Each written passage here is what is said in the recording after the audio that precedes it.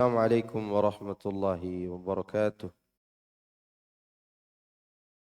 إن الحمد لله نحمده ونستعينه ونستغفره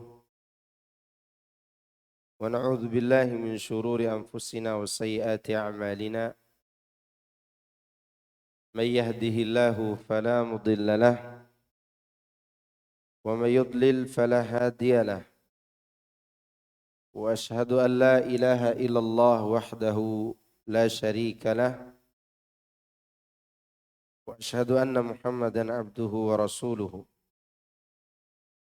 صلى الله عليه وعلى آله وصحبه أجمعين وسلم تسليما كثيرا مزيدا. أما بعد. Para jemaah sekalian, a'azani Allahu yakum. Ada satu pertanyaan yang mana pertanyaan ini sangat penting untuk kita ketahui jawabannya, yaitu kenapa orang-orang yang benar tauhidnya walaupun diejek dan dicaci maki mereka tidak gampang meninggalkan agamanya, sedangkan mereka yang tidak pernah belajar tauhid begitu dikatakan intoleran saja mereka sudah berpaling dari agamanya. Kenapa demikian?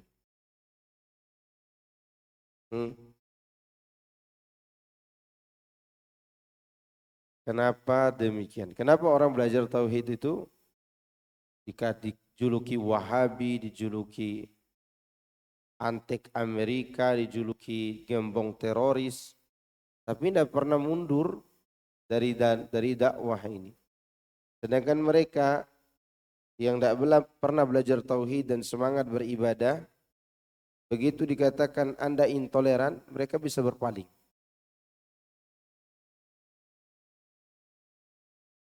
Jawabannya karena tauhid adalah pondasi yang sangat kuat.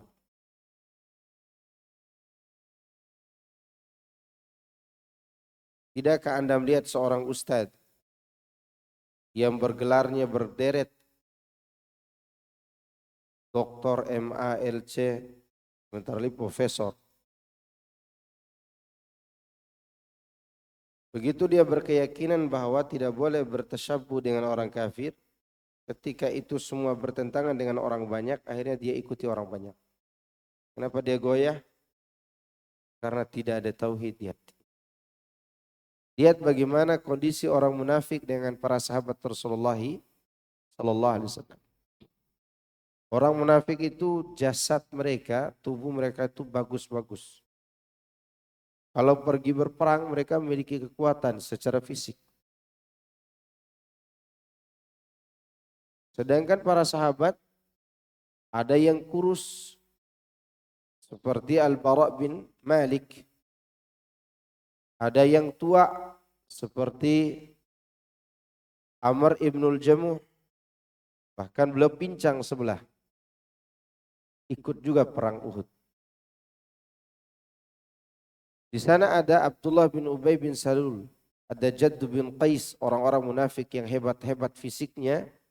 Mereka pengecut. Kenapa? Karena masalah tauhid. Oleh karena itu ketika kita diejek orang, ketika kita dijuluki oleh orang dengan julukan apa saja, kembali belajar tauhid lagi. Ingat kepada Allah. Insya Allah itu terhibur. Itu akan menghibur kita. Dalilnya Allah berfirman dalam surah Al-Hijr. Ayat 97 sampai akhir. 97 sampai 99. Di mana Allah berkata tentang keadaan Nabi Muhammad SAW ketika diejek, dibully. Beliau sebagaimana manusia lainnya juga merasa sempit di dada. Tapi lihat bagaimana Allah memerintahkan beliau agar tetap konsisten mengingat Allah. Kata Allah Azza wa Jalla, وَلَقَدْ نَعْلَمُ أَنَّكَ يَضِيقُ صَدْرُكَ بِمَا يَقُولُونَ. Fasabbih bihamdi rabbika wa kun minas sajidin. Wa'bud rabbaka hatta ya'tiyakal yaqin. Dan sungguh kami mengetahui bahwa dadamu menjadi sempit disebabkan apa yang mereka ucapkan. Apa yang diucapkan orang kafir kepada Nabi? Gila, tukang syair, tukang sihir, tukang ramal. Dan itu membuat dada Nabi SAW sempit. Bagaimana supaya lapang kembali dada itu? Allah perintahkan, maka bertasbihlah dengan memuji Tuhanmu. Dan jadilah engkau di antara orang-orang yang bersujud. Itu hiburannya. Tetap beribadah kepada Allah. Lalu lanjutannya, dan sembahlah Tuhanmu sampai yakin atau ajal datang kepadamu. Jadi di sini Allah Subhanahu wa taala memerintahkan kita selama hidup agar terus bertasbih dan memuji Allah. Itu hiburan buat hati kita. Itu akan melapangkan apa? Dada. Kemudian kita diperintahkan untuk menjadi orang-orang yang sujud. Di antara golongan orang-orang yang sujud. Karena itu juga akan menenangkan jiwa. Lalu diperintahkan istiqomah setelah itu. Fa'bud rabbaka hatta ya'tiyakal yaqin. Beribadahlah kepada Rabbmu sampai datang kematian. Kalimat beribadahlah kepada Rabbmu artinya bertauhidlah engkau sampai datang kematian. Maka orang yang tidak memiliki fondasi ini, dia gampang digoyangkan dari dua arah. Ditawarkan, diajak untuk menjadi orang kaya atau orang ternama, asal jangan mengganggu keyakinan budaya lokal. Itu ditawarkan. Yang kedua, diejek atau dihina dan dicaci maki agar berhenti berdakwah. Dua sisi di mana mereka menggoyangkan kita. Tapi lihat bagaimana Allah katakan di sini. Ya. Sabbih bihamdi rabbika. Itu menenangkan kita. Lebih tenang lagi kalau kita mati dalam keadaan tetap beribadah dan mentauhidkan Allah Azza wa Jalla. Nanti kita akan masuk pada bab 19. Di antara sebab kekafiran manusia dan mereka meninggalkan agama mereka adalah karena gulu, sikap berlebihan. Sikap gulu artinya sikap berlebihan kepada orang-orang soleh. Sikap berlebihan itu ikhwan fiddin a'azakumullah bisa saja terjadi pada yang diibadahi. Seperti mengangkat Nabi Isa sebagai Tuhan. Atau berlebihan kepada yang diikuti. Seperti mereka mengangkat Musailama al-Kadzab sebagai nabi yang diikuti. Atau Mirza Ghulam Ahmad. Atau mereka tidak mengangkat seseorang sebagai nabi, tapi diikuti layaknya seperti mengikuti nabi. Ini juga berlebihan. Seperti mengharuskan harus mengikuti Habib misalnya. Harus mengikuti Ustadz Fulan misalnya. Ini berlebihan semua. Selain Rasulullah SAW tidak boleh kita mengikutinya secara mutlak. Kecuali kalau dia membawa dalil. Maka di sini yang menyebabkan seorang menyimpang dalam agamanya karena sikap gulu. Termasuk gulu kepada ustadz. Tidak boleh gulu kepada ustadz, itu boleh. Seakan-akan ustadz itu tidak pernah berbicara salah. Seperti yang terjadi pada Mukhtar bin Abi Ubaid. Sehingga dia keluar dari Islam gara-gara itu.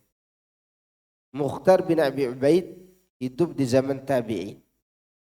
dia duduk di majelisnya Muhammad Al-Hanafiyah. Muhammad Al-Hanafiyah itu anak Ali bin Abi Thalib dari jalur istrinya yang lain. Setelah meninggalnya Fatimah, dia menikah dan Ali bin Abi Thalib menikah dengan beberapa wanita. Di antara anaknya adalah Muhammad Al-Hanafiyah. Ya, Ali bin Abi Thalib berpoligami setelah meninggalnya Fatimah. Nah, di antara anak dari istrinya yang lain yaitu Muhammad Al-Hanafiyah.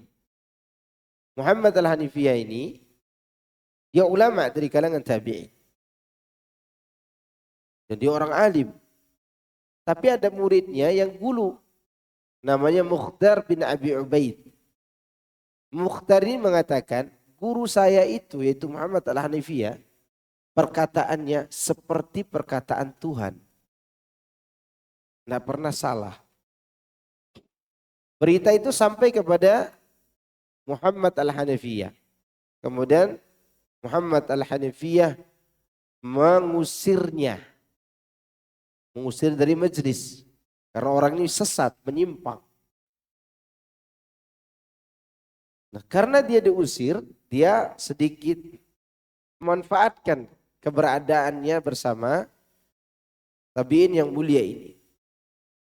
Lalu dia memberitahukan kepada orang-orang di daerahnya, aku belajar sama Muhammad Al-Hanafiyah dan aku muridnya. Lalu orang-orang percaya dia dan dia bikin sekte baru dalam sekte Syiah namanya Syiah Mukhtariyah Kisaniyah. Dan Syiah ini termasuk Syiah gulu yang keluar dari Islam. Karena menyamakan sifat manusia sederajat dengan sifat Tuhan. Ini juga termasuk sifat gulu. Selain Rasulullah SAW, ya, tidak ada yang boleh diikuti secara mutlak. Kecuali kalau dia membawa dalil. Taib gulu adalah melampaui batas dengan menjadikan sesuatu bagi orang-orang soleh dari hak-hak yang seharusnya khusus hanya bagi Allah Subhanahu wa ta'ala saja. Jadi ada hak khusus bagi Allah lalu diberikan kepada orang soleh. Saya sengaja sebut supaya antum tidak dengar lagi itu nyanyi. Karena saya masih dengar di masjid-masjid. Terutama menunggu maghrib, menunggu subuh. Ya Thayyibah, kan begitu bunyi itu. Di dalam lantunan itu saya sering ulangi ini karena dalam lantunan Ya Ali wa benat Ya Ali wa bin Abi Thalib indakum masdarul mawahib. Wahai Ali, anaknya Abu Thalib, di sisi kamu segala sumber karunia. Masdar itu arti sumber. Mawahib jamak dari mauhib, pemberian rezeki. Dan itu hanya Allah yang bisa memberikan. Maka seperti itu contoh yang disebutkan di sini. Saya ngambil contoh yang dekat supaya antum paham. Menyetarakan salah satu sifat makhluk dengan salah satu sifat Allah. Apalagi sifat itu tidak bisa dimiliki kecuali Allah. Termasuk memuji seseorang dengan menggunakan pujian yang hanya boleh dipakai untuk Allah. Seperti alhamdu. Alhamdu selalu disebut alhamdulillah, ya kan? Tidak boleh diganti alhamdulillah Jibril. Tidak boleh. Jibril itu luar biasa. Malaikat terpercaya di kalangan malaikat yang lain lebih paling dekat kepada Allah. Membawa amanah yang mulia, wahyu. Tapi tidak boleh dipuji dengan alhamdulillah Jibril. Berarti kita menyetarakan Jibril dengan Allah dalam dua perkara yang khusus bagi Allah. Apa itu? Bisa memberikan nikmat kepada seluruh makhluk dan memiliki sifat yang sempurna. Tidak ada yang memiliki dua hal ini kecuali Allah. Ketika tidak ada yang memiliki dua hal ini, maka tidak pantas menerima pujian dengan alhamdulillah. Ya, karena alhamdulillah itu maknanya segala puji yang sempurna dari segala sisi. Tidak ada kekurangan pun. Kalau dia bermakna untuk alhamdulillah untuk kesempurnaan sifatnya, maka dia maknanya pujian. Kalau alhamdulillah untuk nikmatnya, maka sifatnya syukur. Dan itu tidak bisa kita berikan kepada selain Allah Azza wa Jalla. Itu saja tidak boleh, apalagi sampai ruku, sujud, meminta, dan seterusnya. Hak Allah yang tidak boleh dipersekutukan oleh seorang pun, yaitu kesempurnaan mutlak. Nah lihat, kekayaan mutlak seperti memberi nikmat kepada seluruh makhluk. Dan perbuatan mutlak dari berbagai segi, seperti Allah itu kan maha kuasa. Ada juga penguasa dari kalangan manusia. Nama boleh sama, tapi jenis kekuasaan jauh berbeda. Manusia berkuasa dalam satu negara, dia belum tentu berani menguasai negara lain. Ya enggak? Bahkan orang mencontek program negaranya bisa. Ya, apa saja yang terjadi di negara dicontek orang lain bisa. Tapi kekuasaan Allah tidak bisa dimasuki oleh siapapun. Kalau ada orang yang berusaha mengotak-atik bagian kekuasaan Allah, dia termasuk gulu. Apa yang dikuasai oleh Allah? Takdir. Ada yang bisa tentukan takdir saya untuk masa depan? Gak ada. Ustadz besok kayaknya kayak mendadak deh. Ini peramal. Gak bisa. Maka peramal itu dia melawan siapa? Melawan Allah dari kekuasaan takdir. Maka orang yang datangi peramal tidak diterima amalnya selama 40 hari. Datangi aja tuh. Kalau dia benarkan apa yang dikatakan peramal, dia telah kafir kepada apa yang dibawa Rasulullah SAW. Kenapa? Karena takdir di masa depan itu hanya Allah yang tahu. Ini kekuasaan yang tidak boleh orang terlibat di dalamnya. Berarti kalau dia berani terlibat, gulu enggak? Gulu. Atau dia katakan, ini guru saya ini bisa menerawang masa depan saya. Ya. Itu termasuk gulu. Yang kedua, kekuasaan Allah yang tidak boleh orang campur tangan di situ, pembuatan syariat. Maka dilarang berbuat bid'ah. Kenapa? Karena ketika orang berbuat bid'ah, dia ingin mengkudeta Allah di kekuasaan syariatnya. Tapi kan baik Pak Ustadz. Baik menurut ente, tapi menurut Allah tidak. Maka diwanti-wanti kullu bid'atin dhalalah wa kullu dhalalatin finnar. Pelaku itu sebenarnya dia sedang mau mengkudeta Allah. Dalam penentuan syariat harus begini, harus begitu. Ini keutamaannya, ini keutamaannya. Itu bukan karena ingin kita mencaci maki orang, tidak. Tapi ingin mengingatkan Anda sedang berlawanan dengan Allah dalam satu sisi kekuasaan yang tidak boleh Anda campur tangan di situ. Anda terima saja apa yang Allah syariatkan. Yang ketiga, kekuasaan untuk menentukan balasan. Ya, maka tidak boleh kamu pasti selamat, kamu pasti neraka. Nggak boleh.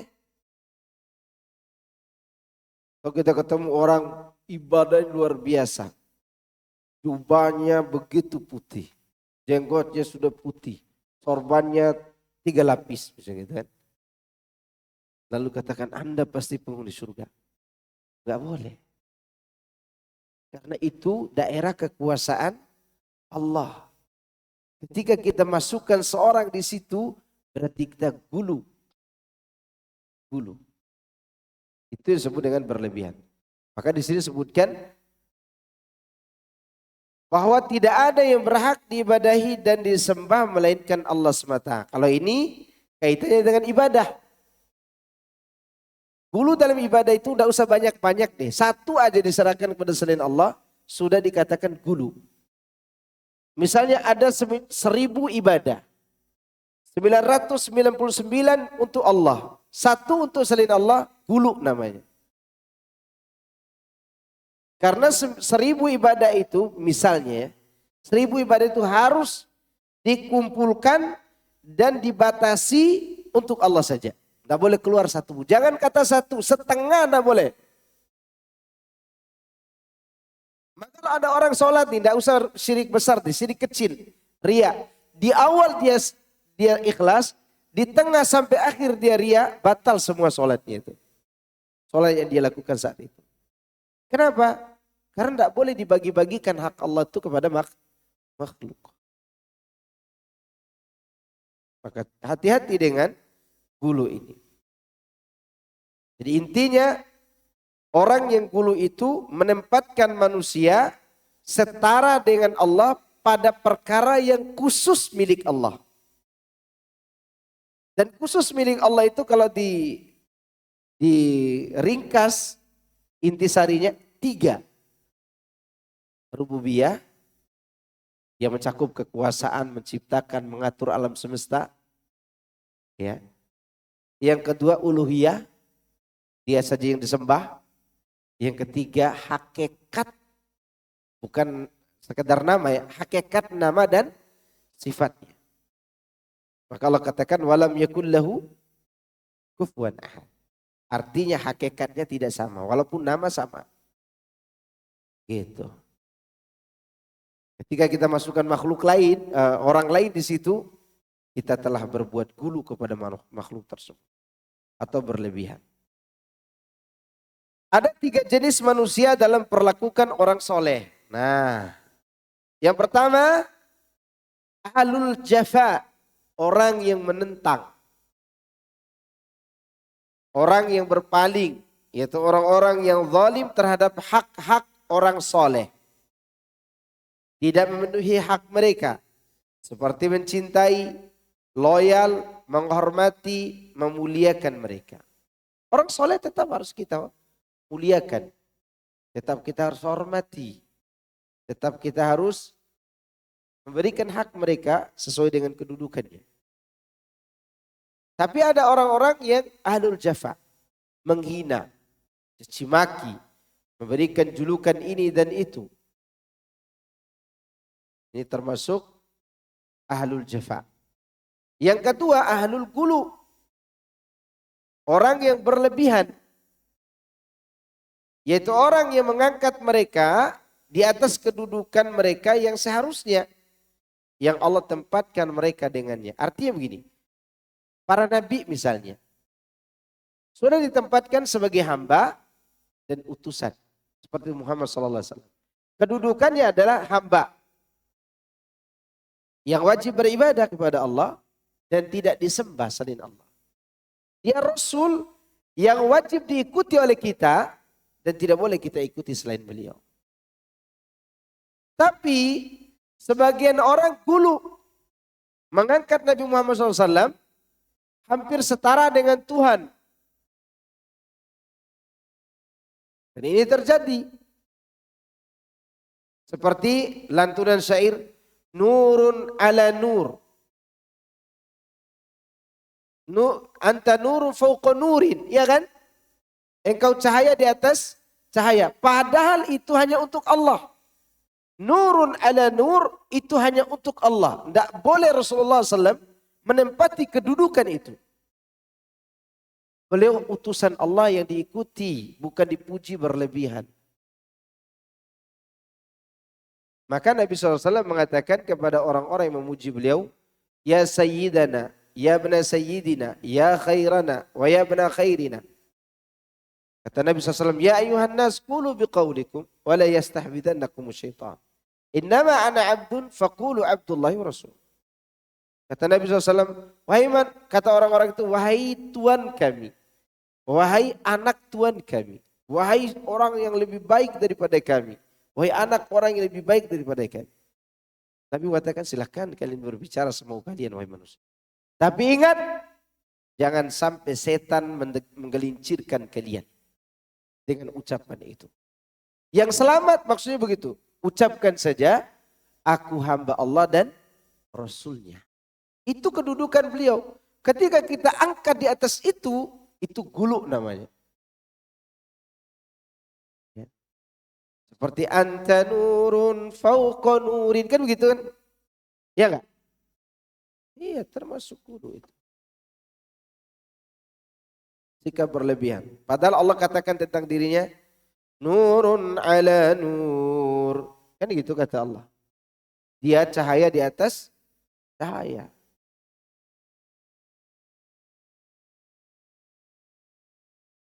Kemudian golongan yang ketiga, ahlul haqq.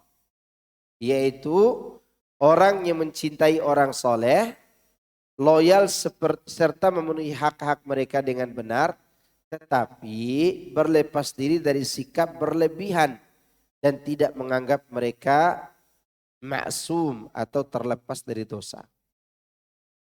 Jadi sikap kita kepada orang soleh siapapun, ustadzkah, ulamakah, tokoh, ahli ibadah, kita hormati mereka. Kita cintai mereka. Kita berloyal kepada mereka selama mereka berada di atas jalan kebenaran. Tapi tidak boleh kita angkat mereka setinggi itu, di atas kedudukannya. Dan kita juga yakin bahwa para ulama kita tidak maksum.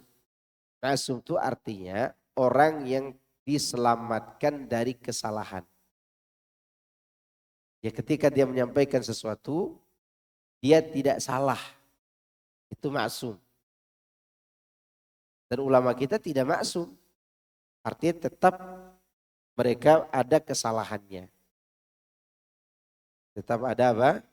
Kesalahan yang perlu kita tinggalkan.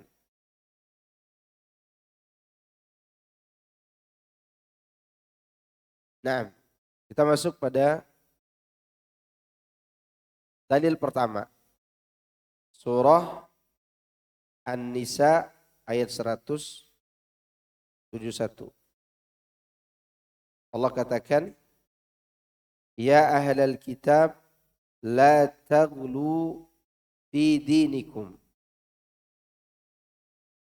wa la taqulu 'ala Allahi illa al-haqq.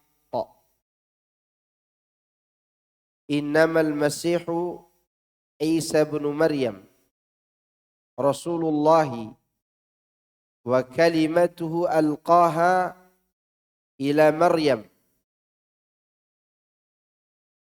wa ruhum minhu fa aminu billahi wa rusulih wa la taqulu thalatha intahu khairan lakum innamallahu ilahu wahid subhanah an yakuna lahu walad lahu ma fis samawati wa ma fil ardi wa kafa billahi wakila. Wahai ahli kitab, janganlah kamu melampaui batas dalam agamamu dan janganlah kamu mengatakan terhadap Allah kecuali yang benar. Sungguh Al-Masih Isa putra Maryam itu adalah utusan Allah dan yang diciptakan dengan kalimatnya, itu kalimat kun fayakun, yang disampaikannya kepada Maryam dan dengan tiupan ruh darinya. Maka berimanlah kepada Allah dan Rasul-Rasulnya dan janganlah kamu mengatakan Tuhan itu ada tiga. Berhentilah dari ucapan itu. Itu lebih baik bagi kalian. Sesungguhnya Allah Tuhan yang Maha Esa, Maha Suci Dia dari anggapan mempunyai anak. Miliknya lah apa yang ada di langit dan apa yang ada di bumi. Dan cukuplah Allah sebagai pelindung. Di sini Allah memanggil orang berilmu. Orang yang memiliki pegangan. Apa pegangannya? kitab. Jadi panggil adalah ahli agama samawi. Ahli agama yang menerima agama mereka turun dari langit. Karena ada ahli agama disebut musyrik atau paganisme, animisme. Mereka mencarinya di bumi. Yang ini mereka mencari agamanya dari langit. Karena kitabnya diturunkan dari langit. Dipanggil, jangan berlebihan dalam beragama. Karena mereka bisa menyimpang ketika tidak sesuai dengan hawa nafsu mereka.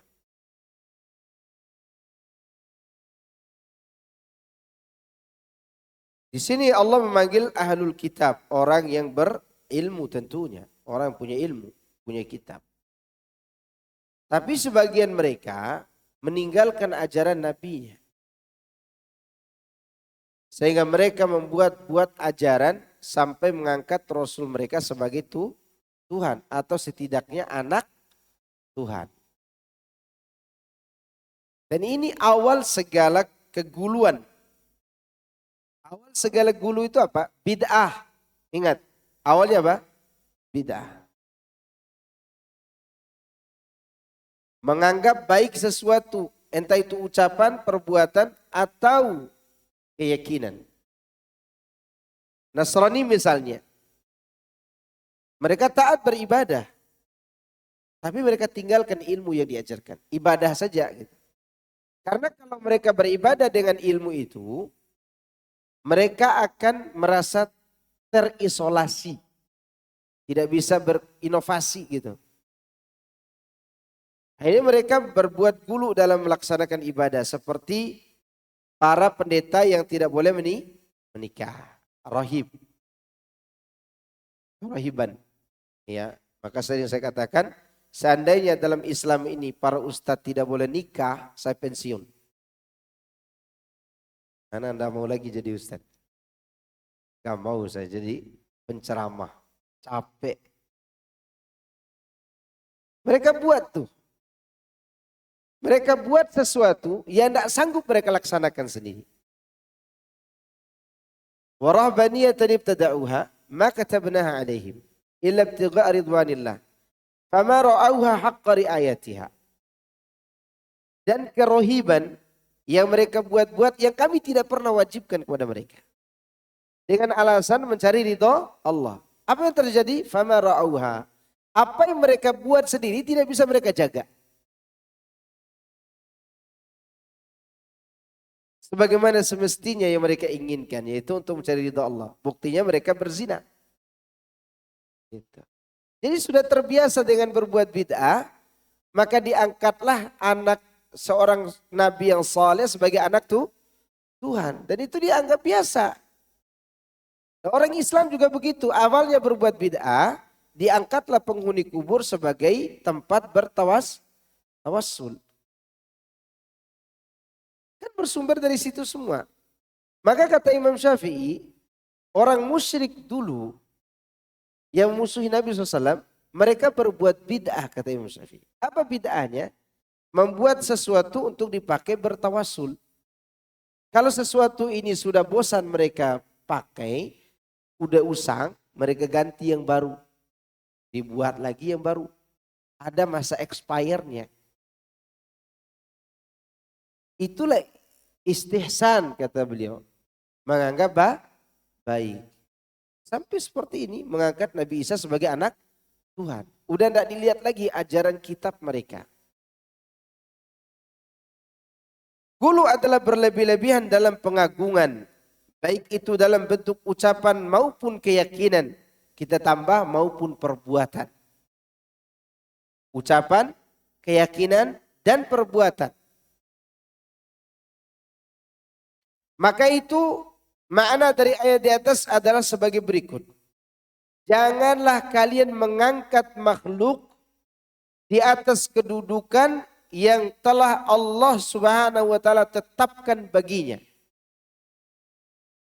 Janganlah kalian mengangkatnya sampai kedudukan yang hanya pantas bagi Allah saja. Ya, tidak boleh. Bahkan zaman ini bukan hanya mengangkat orang lain sekedudukan seperti Allah. Orang berani mengangkat dirinya sederajat dengan Allah. Tapi mereka tidak rasa. Contoh nih. Ada orang datang ke kuburan wali. Kuburan orang soleh yang baru meninggal beberapa tahun yang lalu misalnya. Tapi orang ini suka pakai sorban masa hidupnya. Sudah begitu gila lagi. Ya mati wali majdub misalnya gitu kan. Menurut mereka wali gila. Nih ditaruh di kuburan. Orang datang ke situ meminta-minta. Kenapa dia datang meminta kepada orang soleh itu? Apa alasannya? Dengan keyakinan orang ini pasti selamat. Karena hanya orang selamat yang bisa menyampaikan hajat kita kepada Allah. Dia datang ke orang ini, dia tentukan sendiri orang ini pasti selamat. Walaupun dia tidak ucapkan. Di saat itu dia mensederajatkan dirinya dengan Allah. Kan yang boleh menentukan orang lain selamat siapa? Allah, bukan kita. Nah orang meminta di kuburan itu kesalahannya dua. Maka kenapa mereka itu perbuatannya begitu sesat. Bahkan Nabi mengatakan seburuk-buruk manusia itu dua. Yang menyaksikan hari kiamat nanti. Dan orang menjadikan kuburan sebagai tempat ibadah. Apa keburukan yang mereka lakukan?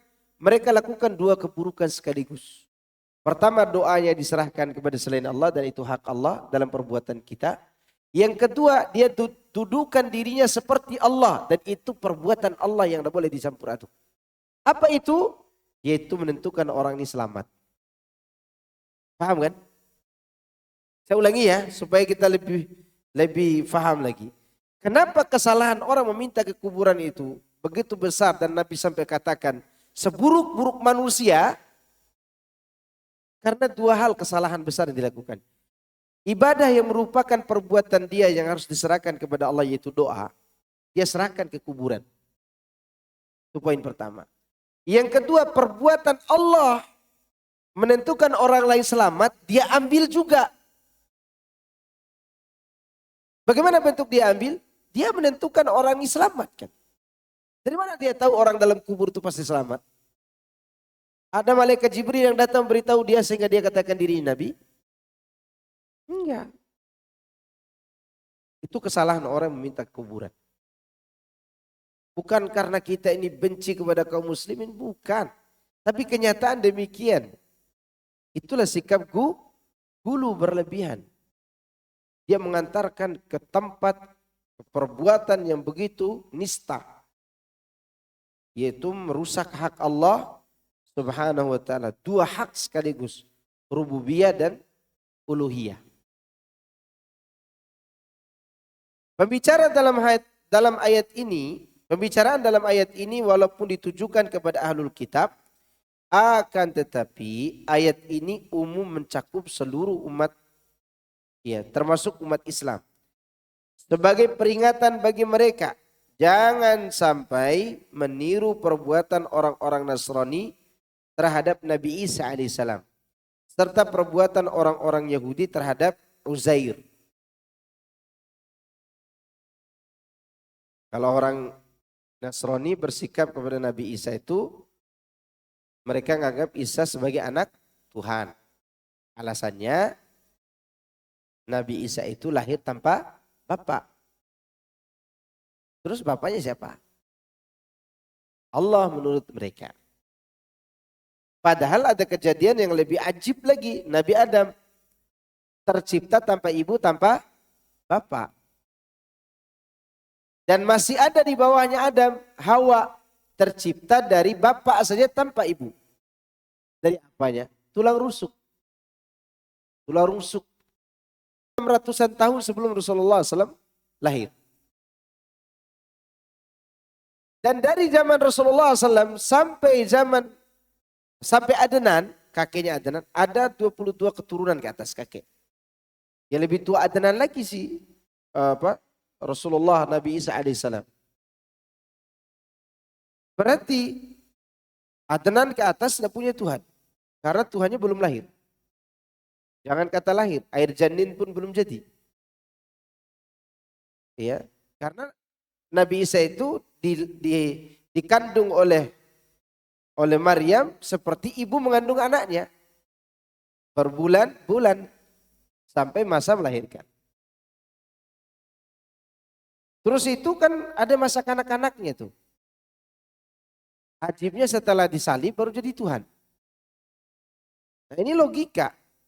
Bahwa orang-orang ini menganggap Nabi Isa sebagai Tuhan, anak Tuhan, karena Nabi Isa itu lahir tanpa bapak.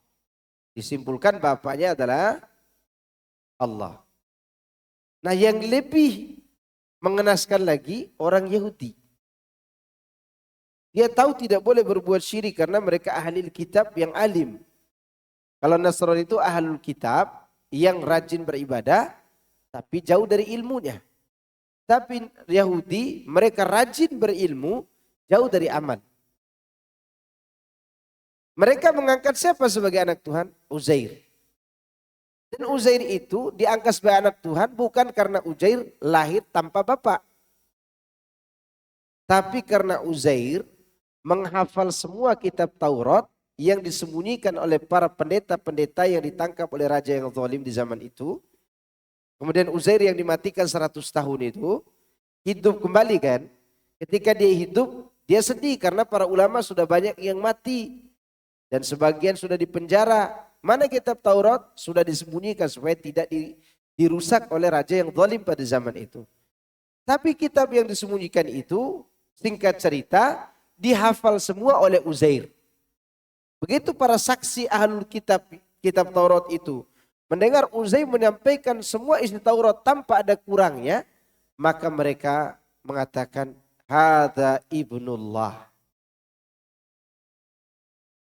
Ini anak Allah. Tadinya sebenarnya penyebutan itu hanya untuk menisbatkan si Uzair ini, Uzair yang soleh ini, hanya untuk menyebut bahwa dia itu orang yang dekat dengan Tuhan. Anak Tuhan bukan karena dilahirkan Tuhan. Awalnya begitu. Karena dulu masih dibolehkan di kalangan Bani Israel. Seperti kita zaman ini. Anak masjid karena dia dekat dengan masjid. Anak jalan karena dekat dengan jalan. Ya kan?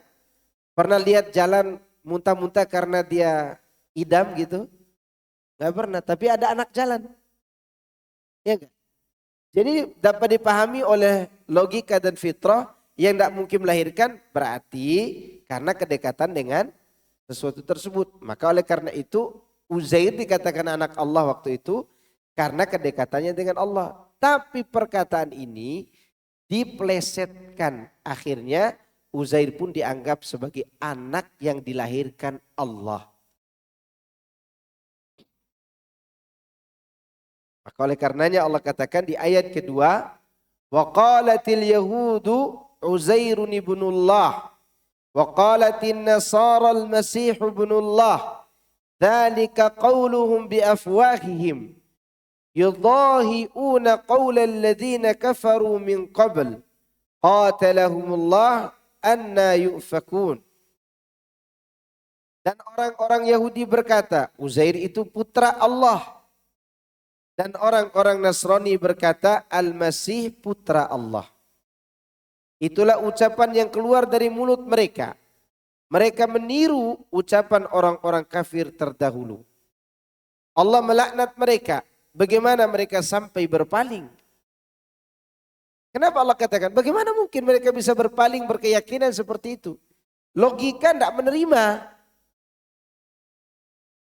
Karena suatu yang terlahir itu lahir dari dua yang sejenis. Ya enggak? Manusia lahir karena nikah sama manusia. Kalau manusia nikah sama jin, enggak tahu anaknya apa. Atau bisa dinamakan anaknya Jiis, jin insun. Enggak tahu. Seperti halnya kuda menikah dengan keledai. Anaknya jadi kuda enggak? Enggak kan? Anaknya jadi keledai enggak juga. Namanya apa? Bakol. Bakol bahasa Indonesianya apa? Perselingkuhan keledai dan kuda itu. Jadi dia tidak bisa namanya kuda, tidak bisa namanya keledai. Kenapa? Karena terjadi pernikahan dua yang tidak sejenis. Seorang kalau dia, ini terjadi, saya jadi saksi. Terjadi. Ada seorang, dia sudah balik, tapi aneh, punya sikap aneh. Suka sama binatang. Jadi dia perkosa kambing orang. Ini saya katakan perkosa karena kambing tidak rela kan. Jadi tidak lama, kan 6 bulan tuh hamil kambing tuh. Lahir anak kambingnya dan saya lihat sendiri anak kambingnya. Bentuknya tidak ada bulunya seperti kulit kita. Hidungnya seperti hidung kita cuma tidak punya lubang. Kepalanya bulat. Kakinya kambing. Lahir dari induk kambing. Namanya apa? Nggak bisa namakan kambing. Tapi setelah itu mati. Tidak lama karena kuasa Allah tidak dihidupkan. Karena akan aneh, siapa yang akan berani makan dia. Wajah manusia hidung seperti ini. Tapi cuma hidung anak. Hidung seperti kita. Kening juga seperti kita. Dan tidak ada bulu. Kayak kulit kita begini, kayak kulit bayi lah yang baru lahir. Tapi bunyinya embek gitu kan. Tidak punya lubang hidung. Karena apa? Karena kambing kan 6 bulan. Manusia seharusnya 9 bulan. Campur air mani antara manusia dan kambing. Nah sekarang ceritanya manusia menikah dengan Tuhan, lahir anak Tuhan. Ajib. Kan begitu.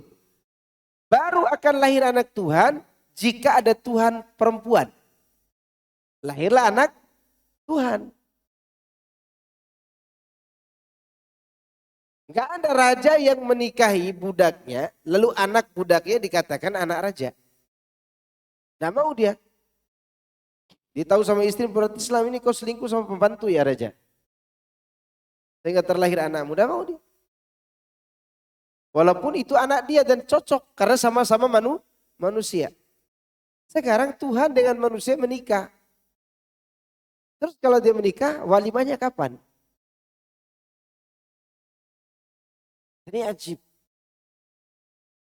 Maka oleh karena itu Allah katakan anna yu'fakun, itu pertanyaan agar orang sadar. Bagaimana bisa mereka berpaling? Seperti orang-orang Yahudi juga, karena mereka tahu Uzair itu bukan anak Tuhan. Mereka tahu masalahnya, bukan karena tidak tahu. Tapi faedah dari ayat-ayat ini. Satu, haramnya sifat gulu, melampaui batas, berlebihan. Ingat ya, berlebihan itu dua sisi. Berlebihan dalam menghina, berlebihan dalam memuji. Seperti orang Yahudi menghina Maryam alaihissalam sebagai anak pelacur. Sebagai pelacur ketika melahirkan Nabi Isa. Mereka katakan Nabi Isa itu anak pelacur. Ini gulu menghina. Dan tidak boleh juga gulu memuji seperti Nasrani. Nabi Isa karena tidak ada bapaknya dianggap anak Tuhan. Yang kedua, bantahan terhadap orang Yahudi dan Nasrani yang mereka bersikap gulub terhadap makhluk. Ya makhluk, kan Nabi Isa itu makhluk. Uzair juga makhluk. Tapi ada yang aneh dari orang Nasrani ini. Ada yang aneh. Apa yang aneh? Mereka tidak mau dikatakan Tuhannya 3. Tidak mau. Dan saya berbicara begini bukan karena saya dengar aja di TV. Tapi di TV juga begitu kan debatnya itu. Mereka tidak mau katakan anak Tuhan. Saya pernah tanya langsung kepada ahli agama waktu itu, saya naik kapal laut dari Bali ke Bima. Dan saya bersama beberapa aktivis kristenisasi dari Jakarta yang dikirim ke Ende. Ya, kirim ke Ende waktu itu. Dan pintar orangnya. Di antara ibu-ibu. Dan kami pakaian bukan begini. Ya pakai topi yang kayak anak muda itu. Depan gitu. Terus jaket. Ya koboi lah sedikit kan. Lagi dalam perjalanan. Dia sebenarnya kepengen mengkristenisasi kami waktu itu. Kami duduk. Dia duduk hampiri juga. Kalau waktu itu kami masih muda belum nikah kan. Sekarang bukan berarti sudah tua. Waktu itu masih muda sekali. Akhirnya begitu duduk sama menghampiri kami, dia katakan begini tentang ketuhanan. Lalu kami balik bertanya, Bu, Tuhan Ibu ada 3 ya? Wah, 1. Anda tanya kan, itu yang di surga Tuhan Bapa, yang disalib Tuhan Anak, Roh Kudus, Roh Kudus. Berarti 3 dong? Enggak, 1 kata dia. Jadi dia bingung nih antara 1 dan 3. Terus saya tanya, terus 1, 3 ini gimana? Akhirnya dia analogikan, ini 3 in 1. Nah, teman anak yang agak lucu bilang, berarti kopi Torabika dong Bu. Ada kopi, ada gula, ada susu, Torabika. Begitu. Tidak mungkin. Tetap harus 3. Kalau ditanya lagi, yang di surga Tuhan Bapa, yang ini anak. Roh Kudus Tuhan juga. Berarti 1. Masa 1 tambah 2 sama dengan 1? 1 tambah 2 sama dengan 1 itu hanya orang yang poligami. Kenapa? Karena 1 tambah 2 sama dengan 1, yaitu 2 istri minta cerai tinggal 1.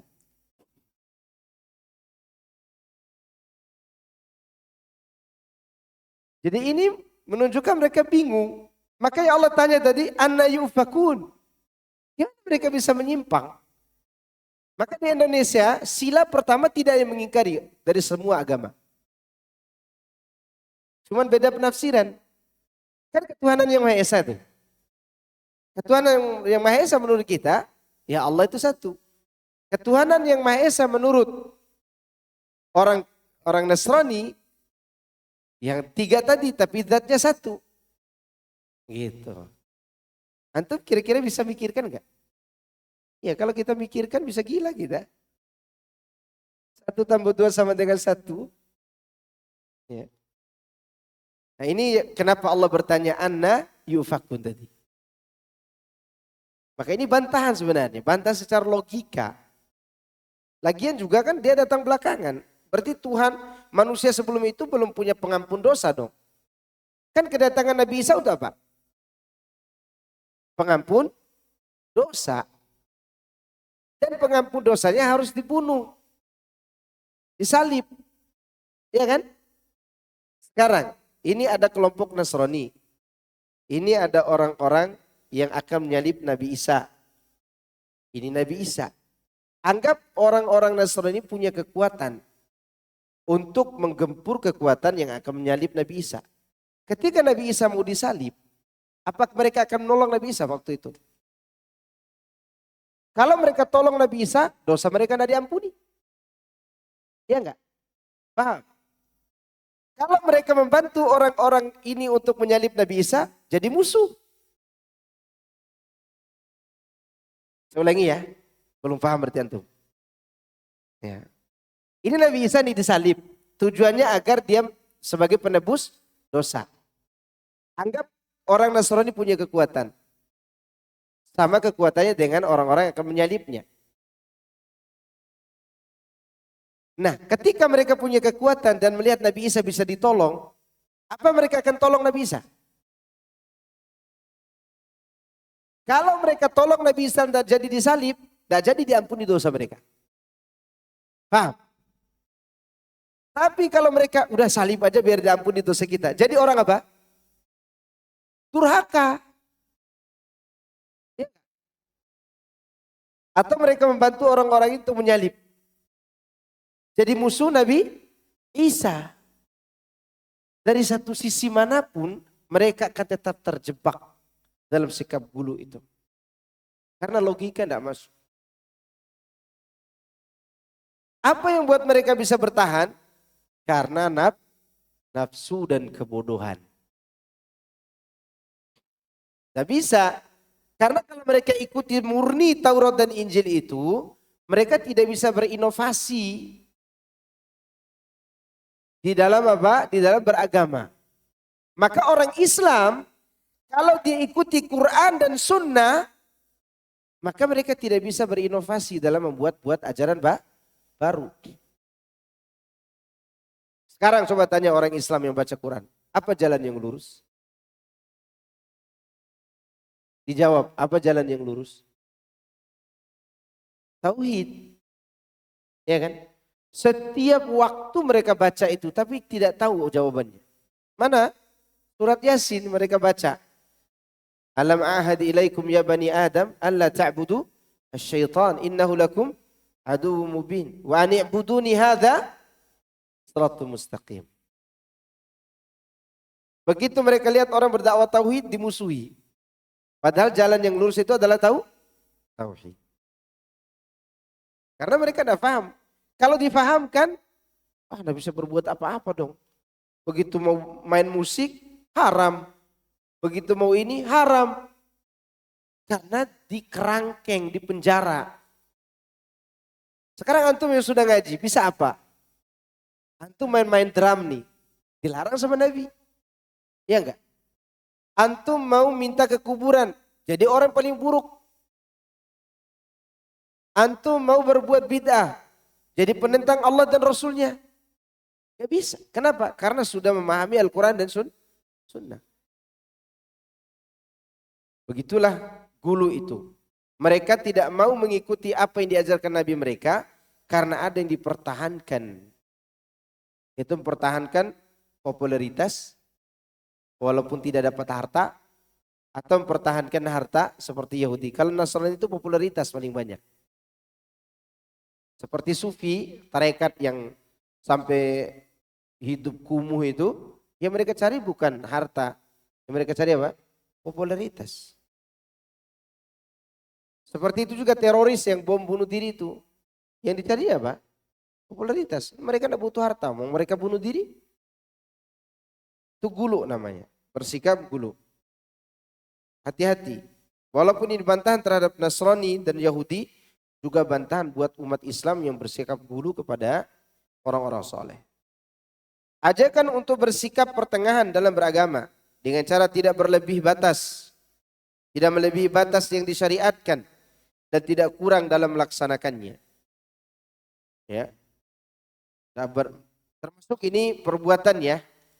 Selain daripada sikap kepada sesama makhluk, perbuatan tentunya cara beribadah. Seperti ibadah puasa. Puasa sudah disyariatkan mulai dari makan sahur sampai terbenam matahari. Karena ingin banyak pahala tidak usah makan sahur. Padahal dia bangun tuh. Sengaja tidak mau sahur. Ini termasuk sikap berlebihan. Sahur. Karena itu disyariatkan. Yang keempat, peringatan dari kesyirikan dan sebab-sebabnya. Serta sarana dari kesyirikan. Serta sarana yang dapat menyampaikan kepadanya. Di antara sebab dan sarana yang dapat menyampaikan kepada kesyirikan adalah bersikap melampaui batas terhadap makhluk. Walaupun dia itu orang soleh atau bahkan seorang nabi. Dan ini yang dilakukan oleh para salaf kita dari kalangan sahabat Nabi. Saya mau nanya kepada antum. Umar itu kurang apa tauhidnya? Enggak ada yang kurang. Wong kalau dia jalan satu lereng, setan cari lereng lain kok. Saking berwibawanya siapa? Umar. Karena kedekatan hatinya dengan Allah SWT. Begitu Rasulullah SAW wafat, apa yang dia tidak terima? Rasulullah wafat. Dia tidak terima Rasulullah mati. Dia tidak terima bukan karena mau mengangkat Nabi sederajat dengan Tuhan. Tapi dia benci melihat kegembiraan orang munafik. Ini munafik ini bergembira nih karena mati Muhammad. Itu yang dimaksud oleh Umar. Dan Umar sampai lupa bahwa saking cintanya kepada Nabi, beliau tidak terima kalau orang munafik ngomongin Rasulullah itu wafat. Maka dia katakan, siapa yang mengatakan Muhammad wafat, mati, kaki dan tangannya kupotong. Siapa yang berani? Nggak berani. Sehebat-hebatnya Muawiyah misalnya begitu, nggak berani. Satu orang yang berani, Abu Bakar. Begitu singkat cerita Abu Bakar datang, mencium kening Nabi, keluar menenangkan Umar tidak mau juga. Akhirnya diperingatkan dengan ini, poin keempat. Diperingatkan dengan poin empat ini. Kata Abu Bakar, ya ayuhan nas. Khusus dipanggil Umar. Walaupun dipanggil semuanya. Tapi tujuannya Umar nih. Yang paling parah nih. Ya ayuhan nas man kana ya'budu Muhammadan fa inna Muhammadan qad mat. Padahal waktu itu Umar tidak beribadah kepada Rasulullah. Umar hanya tidak terima orang munafik itu gembira atas kematian Rasulullah SAW. Kata Abu Bakar, siapa yang menyembah Muhammad, Muhammad itu telah wafat. Apa Umar tidak tahu masalah itu? Tahu, tapi harus diingatkan, ini benih-benih ini. Benih-benih yang mengantarkan seorang kepada kesyirikan. Karena Umar waktu itu panutan. Setelah Abu Bakar siapa panutan para sahabat? Umar. Gak ada lagi orang terbaik setelah Abu Bakar dan setelah para nabi selain Umar. Bahkan dari awal manusia diciptakan sampai hari kiamat. Manusia terbaik setelah para nabi, sahabat Rasul. Yang paling utama Abu Bakar, kemudian Umar. Diingatkan. Siapa yang menyembah Muhammad, Muhammad telah wafat. Peringatan ini agar jangan sampai menjadi benih kesyirikan. Maka Allah ingatkan. Karena Rasulullah SAW telah wafat. Tak hidup. Ya. Ini mengenai faedah-faedah dari ayat dan juga penjelasan di atas. Disebutkan dalam As-Sahih dari Ibnu Abbas. Dari Ibnu Abbas radhiyallahu anhu. Mengenai firman Allah, wa qalu la tadharunna alihatakum wa la tadharunna waddan wa la suwa'an wa la yaghutsa wa ya'uqa wa nasra. Surat Nuh ayat 23. Dan mereka berkata, yaitu kaum Nabi Nuh, jangan sekali-kali kamu meninggalkan penyembahan atau Tuhan-Tuhan kamu. Dan jangan pula sekali-kali kalian meninggalkan Wad. Wad itu nama orang. Kemudian Suwa, Yagus, Ya'uq, dan Nasr. 5 ini nama orang soleh. Dan ini patung pertama kali yang dibuat untuk diibadahi di muka bumi ini. Waddan, Suwa'an, Yagusa, Ya'uqa, dan Nasra. Kata Ibnu Abbas, ini adalah nama-nama orang soleh dari kalangan kaum Nabi Nuh alaihi salam. Tatkala mereka meninggal, setan membisikkan kepada kaumnya agar mereka mendirikan patung-patung pada tempat yang pernah diadakan pertemuan di sana oleh mereka. Dan dinamai patung-patung itu dengan nama-nama mereka. Orang-orang itu pun lantas melaksanakan bisikan syaitan tersebut. Tetapi patung-patung mereka ketika itu belum diibadahi. Hingga orang-orang mendirikan patung itu meninggal dunia. Dan ilmu agama dilupakan. Barulah patung-patung itu diibadahi. Ibnu Qayyim mengatakan, banyak kalangan salaf yang mengatakan, setelah mereka itu, yakni orang-orang soleh meninggal, orang-orang lantas sering mendatangi kuburan mereka. Nah, kuburan. Apa ini? Kuburan. Lalu membuat patung-patung mereka. Kemudian setelah masa demi masa berlalu, sejak masa itu, akhirnya diibadahlah, disembahlah patung-patung tersebut. Awalnya bikin patung. Awalnya hiasin kuburan. Lama-lama cari duit. Lama-lama wisata religi. Lebih buruk mana? Kaum Nabi Nuh apa sekarang? Lebih buruk sekarang. Kenapa? Karena kaum Nabi Nuh itu murni meminta kepada patung itu untuk disampaikan hajat mereka kepada Allah. Sekarang enggak, mintanya dua sisi. Minta kepada jamaah yang bawa duit, minta juga kepada patung untuk menyampaikan hajat kepada Tuhan. Iya enggak? Kalau orang pergi ke kuburan keramat itu, ini yang pernah pergi. Itu ada terompaknya enggak di situ? Ada tiket juga kan sebagian? Ada. Tiket masuk, kalah-kalahan tiket bioskop. Masuk. Dan orang berebutan. Di bulan-bulan Sya'ban biasanya itu bis-bis itu berderetan di Bogor. Banyak kali datang wisata. Atau tempat-tempat religi itu. Lihat, pertama kali dibuatnya apa nih? Mereka sering mendatangi kuburannya. Kemudian kuburannya dibuatkan bentuk rupa orang-orang itu dengan patung. Dan patungnya terbuat dari batu ukiran yang paling bagus. Apa buktinya?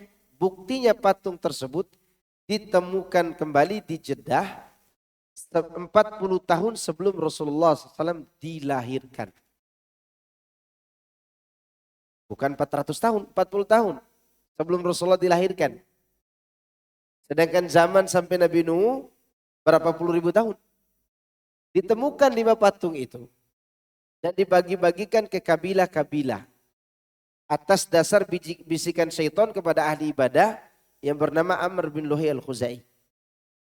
Jin yang bersama Amr itu berbisik, di sana ada patung yang lebih lama. Kalau bahasa kita patung senior. Memang senior yang pertama kali dibuat. Dan ditemukan utuh 5-5-nya. Baru dibagi-bagikan. Bertambah lagi keyakinannya. Bahwa ini adalah patung para pemilik karomah. Gitu. Makanya antum kalau bicara tentang seseorang yang dapat karomah masih hidup, jangan bicara kepada orang umum. Nanti bisa diciumnya tangan kita, dicariin karomah. Ya, karomah. Hati-hati. Ini kejadian nih. Jadi kejadian waktu itu dari zaman Nabi Adam sampai zaman 5 orang soleh ini ada 10 keturunan. 10 keturunan ini tidak ada yang berbeda agama. Kanan nasu ummatan wahidah. Kata Allah, dulu manusia satu agama. Satu. Ummah artinya di sini adalah agama. Ummatan wahidah artinya agama. Ajaran. Yaitu Islam itu sendiri. Tauhid. Dan tidak ada orang berdebat tentang agama waktu itu. Tidak ada. Yang ada adalah permusuhan yang bersifat hasad. Seperti 2 anak Adam alaihissalam. Yang saling bunuh itu. Tapi berbeda agama enggak ada. Nah ketika berlalu masa demi masa. Mereka sudah tidak punya tokoh agama kecuali 5 orang ini. Apa-apa yang mereka tanyakan ke 5 orang tadi. Wadan, Suwa'an, Yagusa, Ya'uqa dan Nasra. Qadarullah masya'afa'al, kelima-limanya mati. Wafat. Orang kalau ditinggalkan oleh tokohnya, sedih enggak dia? Sedih. Sedih. Sedangkan 5 orang ini adalah merupakan tokoh yang baik. Dia bukan orang jahat, dia orang baik. Termasuk keturunan Adam yang baik, 5 orang. Karena mereka sedih, barulah setan tuh mencari kesempatan dalam kesempitan. Tapi dia tidak berani mempengaruhi orang untuk berbuat syirik waktu itu. Kalau iblis langsung bisikan kalian sembah 5 orang soleh ini, tak ada yang mau. Kenapa? Karena mereka masih mengerti tauhid. Mereka masih belajar tauhid yang diajarkan Nabi Adam. Ya, dari Adam kemudian bapak-bapak mereka itu. Begitu generasi pembuat patung ini mati, maka iblis tahu ini generasi berikutnya bodoh nih. Berbisiklah iblis. Dulu bapak kalian kalau mau minta sama Tuhan, mereka akan menjadikan 5 orang ini sebagai tempat bertawassul. Sama nggak dengan sekarang? Sama, kalau dulu dibuatkan patungnya, sekarang dibuatkan kubahnya. Kubah kuburan lebih mewah daripada kubah masjid yang berlumut ini. Iya kan? Kalau masjid ini ada bocor-bocor, itu kubahnya kuburan tidak ada bocor. Kenapa? Fulus banyak yang masuk. Ini menunjukkan bahwa setan itu mencari kesempatan untuk menyesatkan anak manusia. Syarah hadis.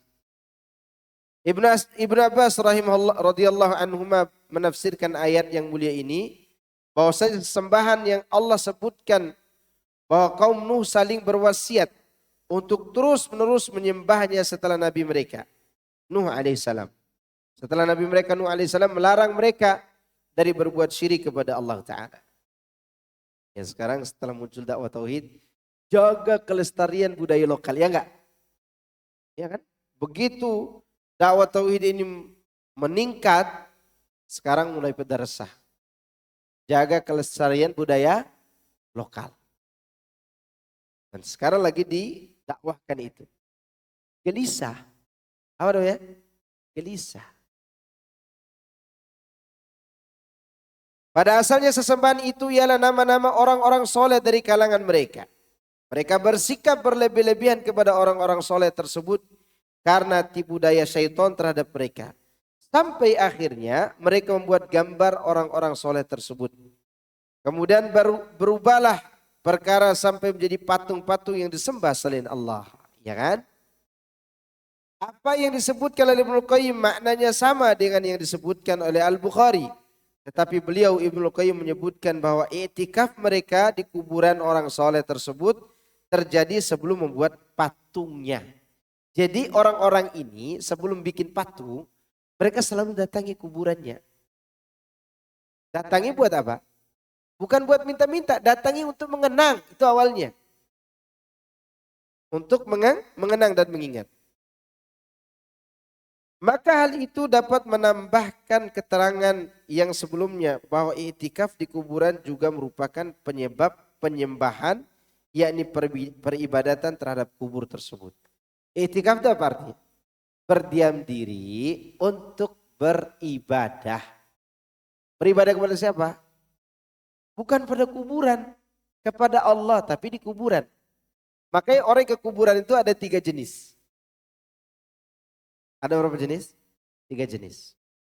Pertama, dan ini disyariatkan, ziarah kubur untuk mengingat mati dan mendoakan orang yang di kuburan. Ini disyariatkan. Seperti kita lewat kuburan nih, lagi naik motor atau jalan kaki atau main sepeda. Langsung assalamualaikum ya ahla diyar minal muslimin wal mu'minin wa inna insyaallah bikum lalahiqun. Sambil nengok, oh saya juga akan seperti itu. Ini disyariatkan. Sunnah hukum. Dan ini tidak perlu antum safar pakai bas-bas, tidak perlu. Cukup antum lewat depan rumah, ada banyak kuburan sekitar sini. Ya.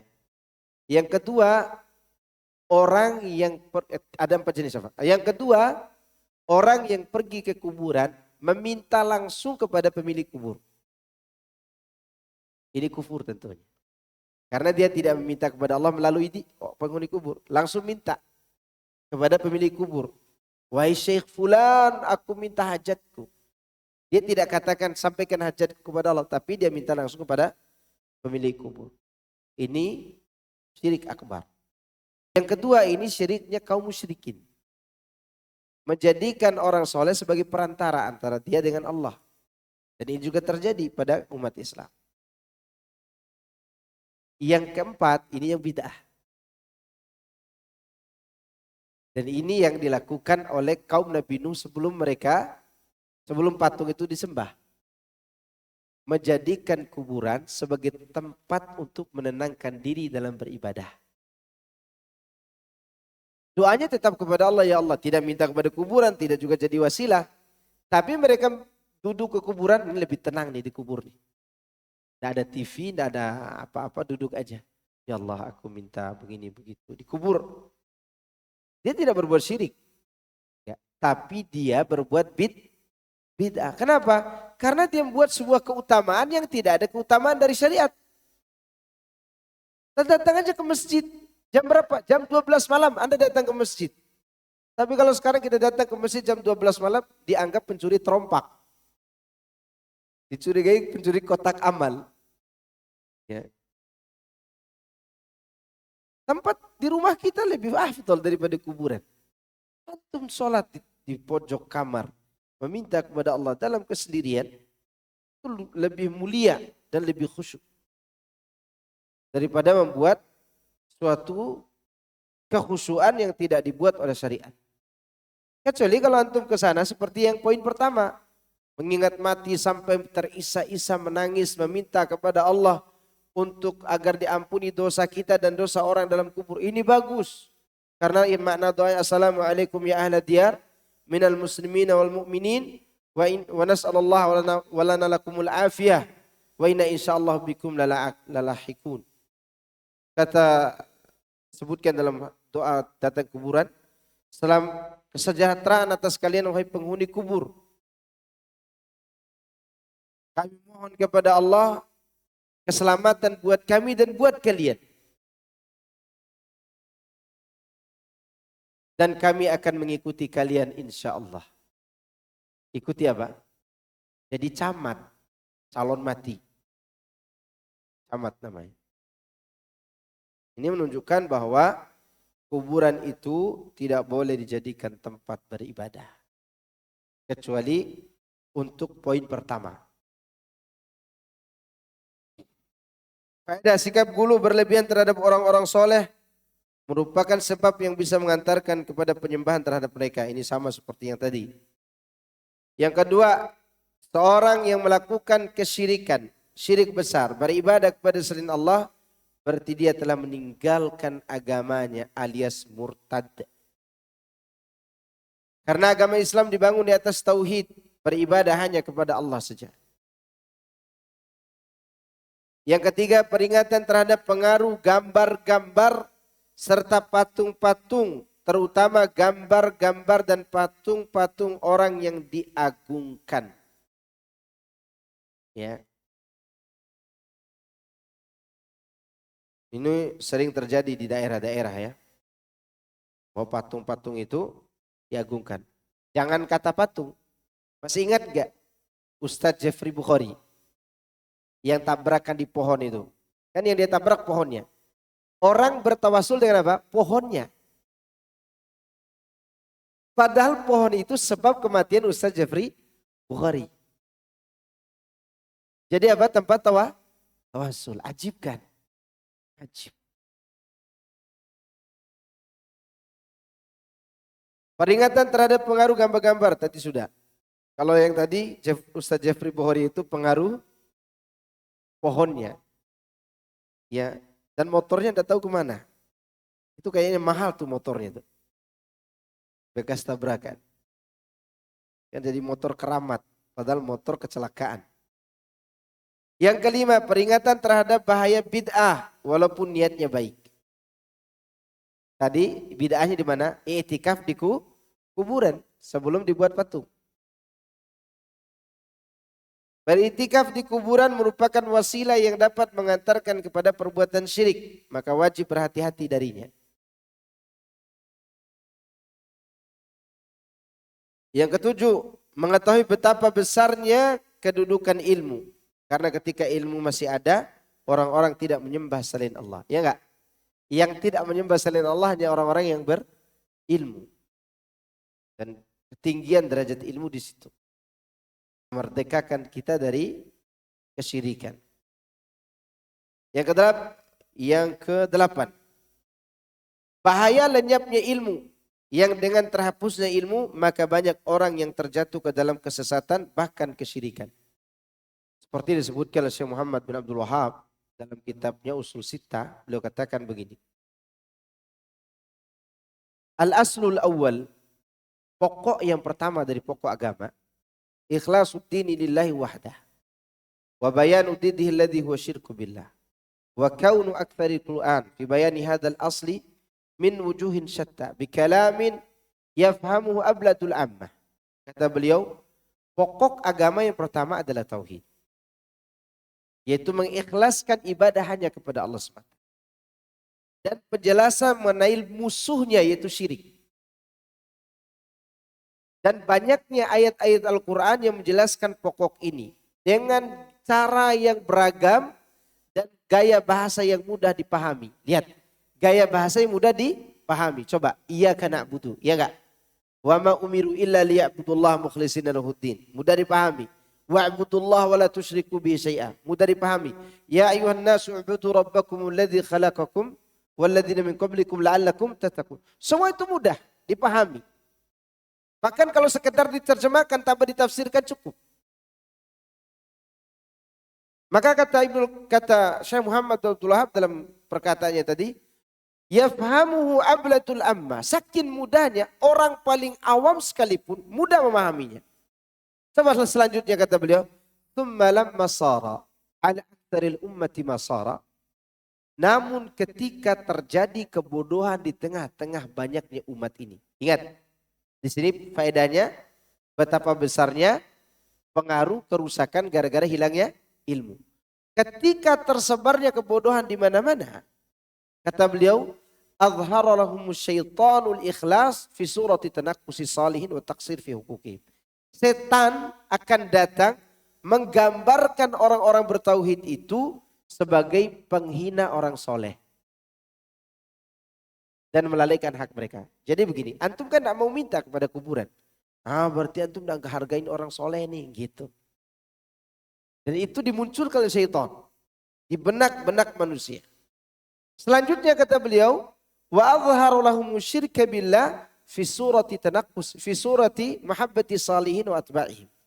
Dan setan menampakkan syirik itu seakan-akan mencintai orang soleh dan jadi pengikut mereka. Ya enggak? Kan begitu setan itu datang. Orang berbuat tauhid dianggap menghina orang soleh.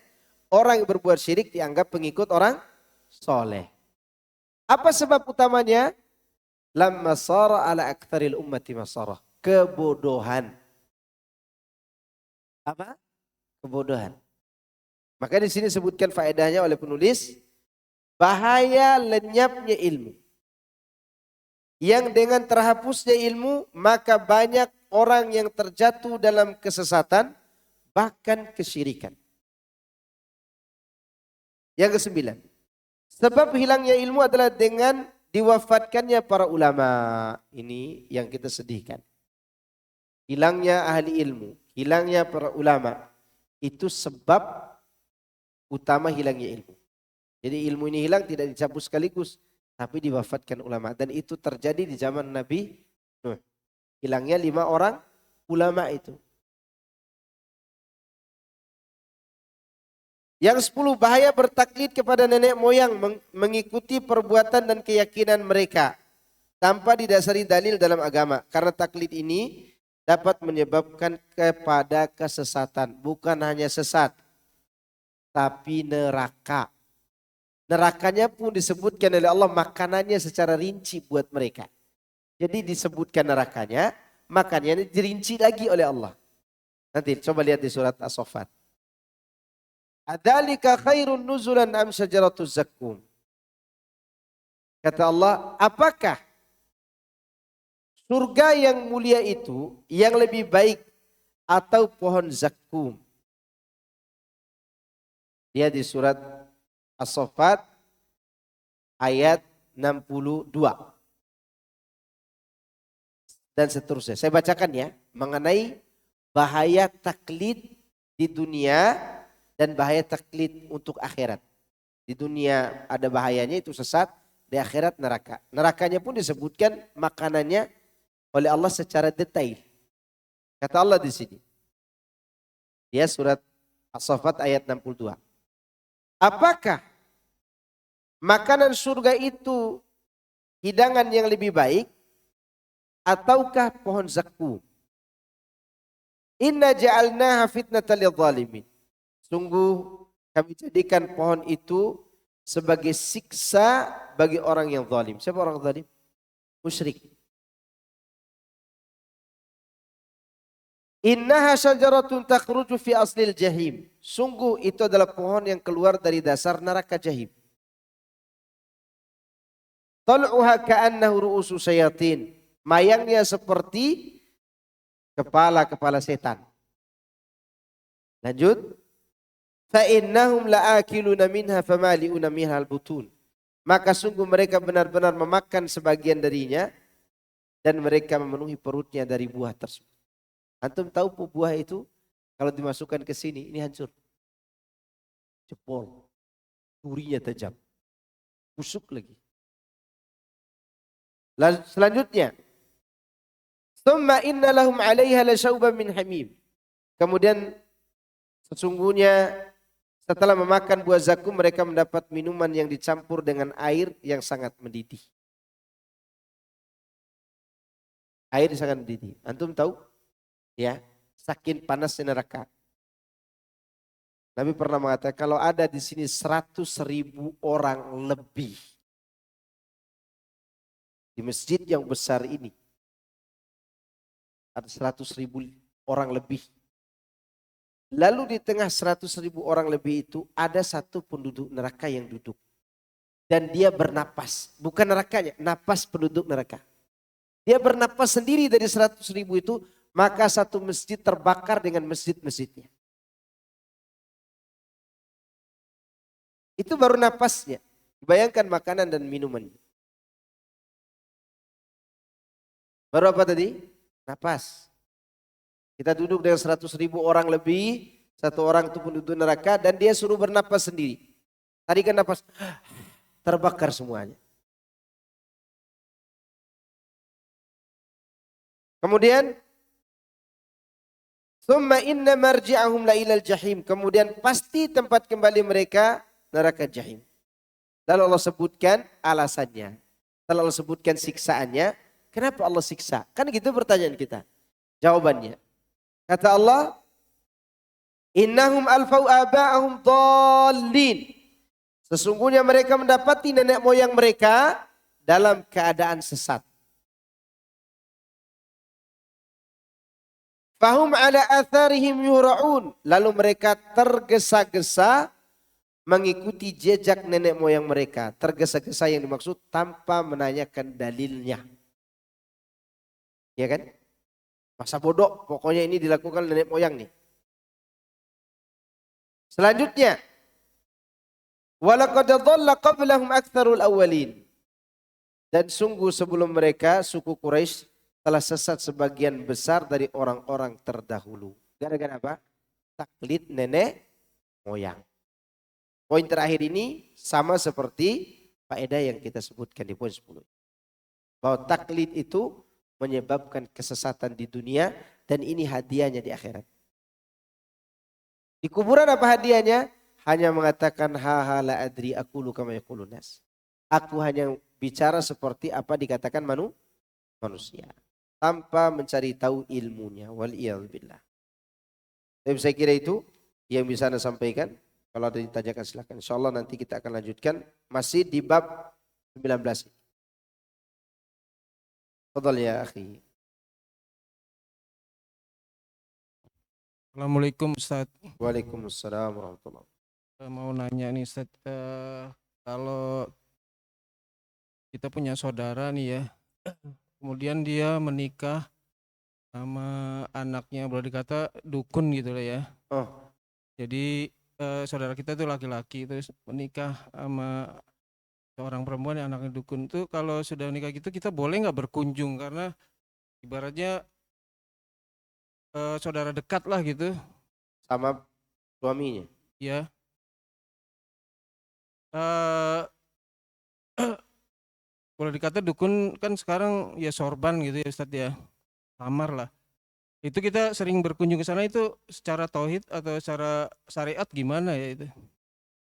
Diperbolehkan atau lebih baik jangan gitu? Pergi ke tempat dukun tadi. Ke tempat anaknya gitu. Kalau Tempat, anaknya kan dia bukan dukunnya. nggak masalah berarti ya. Enggak masalah kalau anaknya. Yang masalah itu bapaknya dukunnya. Iya. Masalah itu bapaknya. Makasih Ustadz. Barakallahu fikum. Apakah boleh sholat taraweh dilakukan jam 2 atau jam 3 setelah tidur karena kelelahan di waktu Isya? Apakah saya masih mendapatkan keutamaan pahala sholat taraweh di waktu Isya? Boleh bagi ibu-ibu. Bahkan bagi bapak-bapak juga. Cuman bapak-bapak di bulan Ramadan diutamakan di masjid. Ini hukum afdoliyah namanya. Kalau boleh, boleh semuanya. Kalau ibu-ibu bolehnya bahkan lebih afdol di rumah kalau ibu-ibu. Lebih afdol di mana? Di rumah. Hanya saja ibu-ibu tuh kadang di rumah kalau dia lakukan sholat tarawih waktu Isya ribut. Tidak jadi khusyuk, maka lebih baik ke masjid. Iya. Itu dia ke masjidnya. Tapi hukum asalnya dia di rumah. Ibu. Ya. Apalagi dia sholat tarawih di di rumah dia bacaannya kurang lancar gitu kan, udah sama imam aja ke masjid, itu lebih utama. Tapi kalau seperti ditanyakan ini boleh, tidak masalah. Kalau kita tidak boleh menjadikan kuburan sebagai tempat ibadah, lalu amalan apa yang kita lakukan ketika kita ziarah kubur?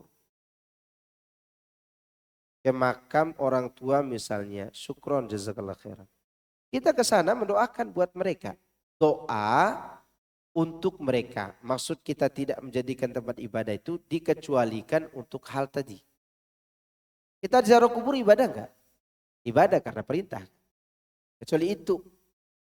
Ya, perintah ziarah kubur untuk pertama mendoakan kebaikan buat mereka, yang kedua kebaikan buat kita agar kita selalu mengingat mati. Sehingga ketika kita ke kuburan kita akan berpikir begini, apakah Ramadan ini saya bisa lanjut hidup atau tidak? Maka saya harus bersungguh-sungguh nih beribadah. Nah, ini benar nih ziarah kuburnya nih. Ketika dia ingat mati dia bersungguh-sungguh ibadah, karena boleh jadi ini Ramadan terakhir, kan kita tidak tahu. Dia sungguh-sungguh beribadah. Ini 2 poin, mendoakan untuk diri kita dan mereka supaya diampuni oleh Allah dan diberikan keselamatan. Kemudian kita disyariatkan mengingat mati. Kalau kuburan itu membuat kita selalu ingat mati, maka selama kita ingat mati kita mendapat pahala. Kita kuburan nih pulang ingat mati. Cuma jangan berlebihan gara-gara ingat mati tidak kerja. Kenapa tidak kerja? Ingat mati, bilang aja malas. Ya. Tetap kerja juga karena mengingat mati. Karena kita punya tanggung jawab yang akan kita pertanggungjawabkan. Gitu.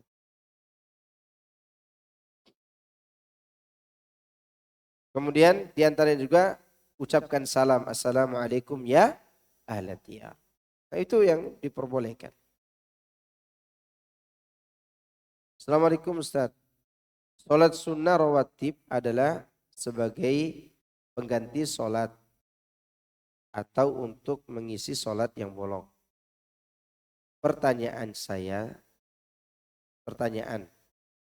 saya sakit dirawat di RS selama seminggu. Dalam kondisi juga tangan kanan dan kiri di panteng ya. Jadi tidak bisa bergerak. Sehingga saya tidak bisa sholat. Lantas bagaimana cara mengkodoknya? Seharusnya saya sholat rawatib itu untuk mengisi kebolongan. Apakah sholat ini bisa mengganti sholat yang saya juga waktu itu? Tidak. Karena Anda meninggalkan sholat waktu sakit itu tidak sengaja. Wajib dikodok. Seandainya pun Anda sholat waktu itu sah sholatnya walaupun tidak bisa bergerak. Bagaimana dengan bersucinya? Niat saja dalam hati Anda bersuci. Lalu setelah itu sholat dengan isyarat. Kalau hanya mata yang bisa bergerak, mata aja yang bergerak.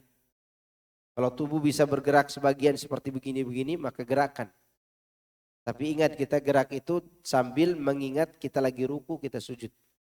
Nah karena ini ditinggalkan karena tidak berilmu, maka dikodok saja sholat-sholat yang diingatnya. Yang belum dia laksanakan. Adapun yang sholat sunnah yang menambal kebolongan ini, yaitu kebolongan yang dilakukan dengan sengaja. Sengaja dulu tidak mau sholat. Sengaja dulu tidak mau melakukan ibadah yang mulia ini. Lalu taubat, mudah-mudahan dengan sholat sunnah itu menambal kebolongan tadi. Paham? Kira cukup? Subhanakallahumma wabihamdika. Asyhadu an la ilaha illa anta astaghfiruka wa atubu ilaik. Assalamualaikum warahmatullahi wabarakatuh.